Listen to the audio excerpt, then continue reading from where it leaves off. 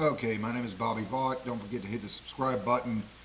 I do a couple of presentations a day, so you won't miss the next one. So in any event, let's jump right into it. Allan Lichtman and his so-called keys for predicting elections. He likes going on various talk shows. He's very proud of himself. The great Allan Lichtman, who claims to have accurate, and I don't doubt the claim, him and his keys have been accurately predicted 9 of the 10 last 10 presidential elections.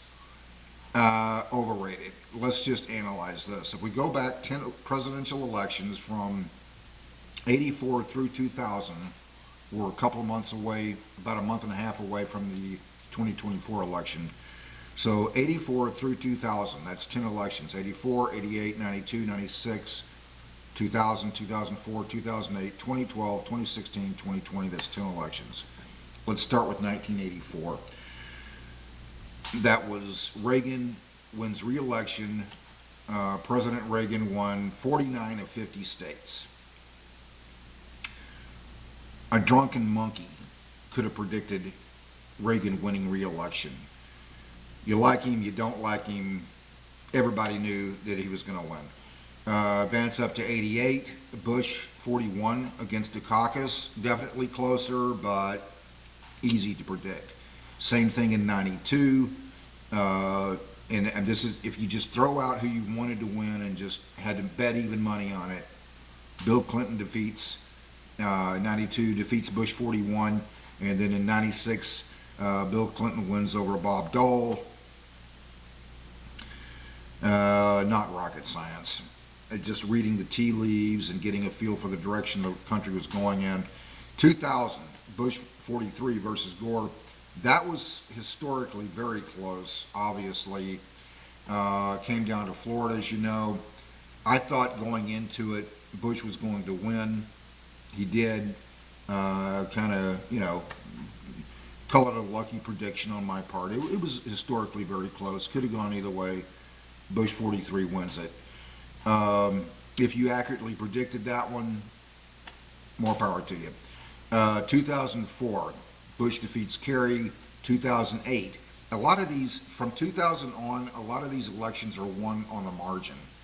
And I'm going to say by 5 percentage points or less, call that winning on the margin. Two things can be true at once. The Electoral College oftentimes makes a presidential election appear to be a bigger landslide than what it really is. Example, 2008. If you took just 5 points out of the Obama camp, put it into the McCain camp, McCain wins that election, and pretty easily. So that's one thing that's true. The Electoral College makes presidential elections sometimes appear to be bigger landslides than what they really are.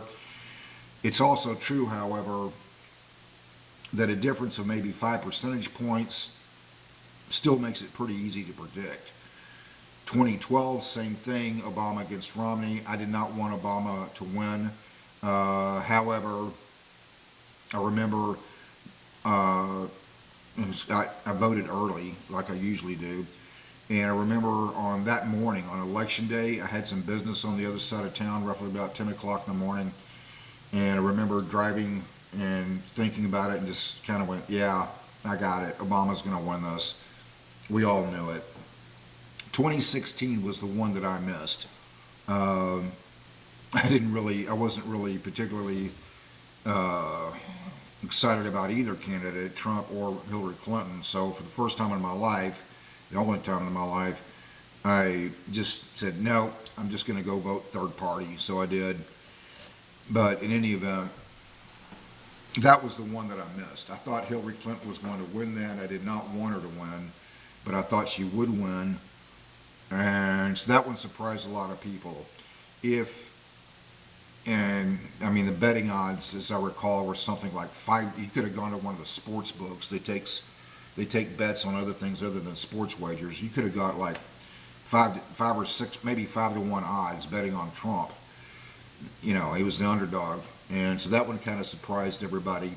If you accurately predicted that one, Great. 2020, same thing as before. I did not want Biden-Harris to win. I did vote for Trump in 2020. I thought he had governed a lot better than what I thought he would, more conservative than what I thought he would. So I voted for Trump in 2020. Decided not to waste my vote like I did in 2016 and go third party. Voted for Trump, but we all saw the tea leaves. We read the tea leaves. The polls have at least some validity, and we all saw the tea leaves, and the country was moving in that direction at the time in 2020. Okay. So in 2024, of course, we don't know yet. It's basically a coin flip as far as I can tell. But in any event, so those 10 elections, only 2 of them were even remotely difficult to predict. That being in 2000 and 2016. That's it. You could have got, a drunken monkey could have gotten 8 of the last 10 elections correct in an accurate prediction. If you were just going to put your politics aside and you had to go bet even money on it, you got 8 of the last 10 right. So when Allan Lichtman says he got 9 of the last 10 right, basically it comes down to 2 elections, 2000 and 2016, and he was 1 for 2. He got 1 right and 1 wrong. Allan Lichtman, let's just get real. Predicting 9 of the last 10 elections accurately. Woo! Everybody did that. Virtually anybody could have done that. Him and his keys, okay? He's overrated. Not impressed with that. His keys that, supposedly predicted 9 of the last 10 elections accurately. Anybody could have done that. Almost anybody could have done that by just getting 1 out of 2 right, 2000 and 2016. In any event, it's not really impressing me when you really just analyze it. So my view, Allan Lichtman and his keys are highly overrated. 2024, we don't know. It's a coin flip, so as far as I can tell, so we'll see.